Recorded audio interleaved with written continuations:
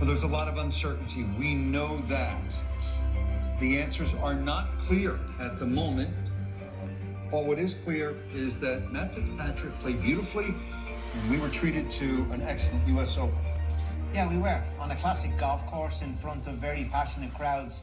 I think we had a great tournament this week. I think everybody enjoyed it. I'm sure the folks at home really enjoyed it as well. We had a great winner and a young up-and-coming player in the game. But there's turbulent times ahead. There's no doubt about it. We can't dodge that. We have to talk about it. We all love the game of golf, and the professional game at the moment has been turned upside down on its head. And the next week, I believe, is going to be a very important time for both tours as they kind of set out their stall about what their future may look like for professional golf. At the moment, it's causing a lot of rancor within the ranks, a lot of divisiveness within the ranks. And I don't know if it'll ever be the same again, for the simple reason that it's a members' organisation and it's a collective, and I said at the start of the week, and many players have moved outside of that collective and they've tried to start a rival tour, and they are playing a rival tour. And, you know, that's their decision. They've decided to go on that route.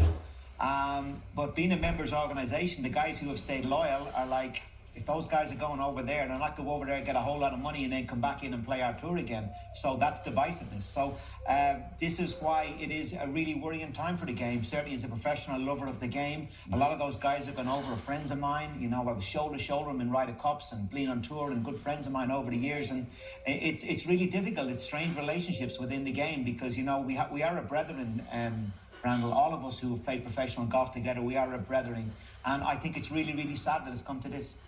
Wasn't that long ago, well, three decades ago maybe, and Greg Norman was trying to be bigger than the game of golf, start his own tour. He was presenting his ideas in front of Arnold Palmer. Arnold Palmer famously sort of stood up, stopped Greg Norman in his tracks. By the way, Arnold Palmer was Babe Ruth. He was a god, a far bigger presence than Greg Norman ever hoped to be.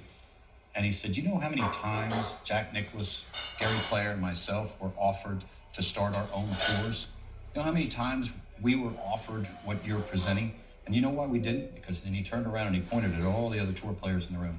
Because we didn't do it because of these players. These players, they deserve a great place to play. We didn't want to take the ball and go home. And he got up and he said, I'm not going to be a part of this. And he walked out of the room. That's why we still talk reverently about Arnold Palmer.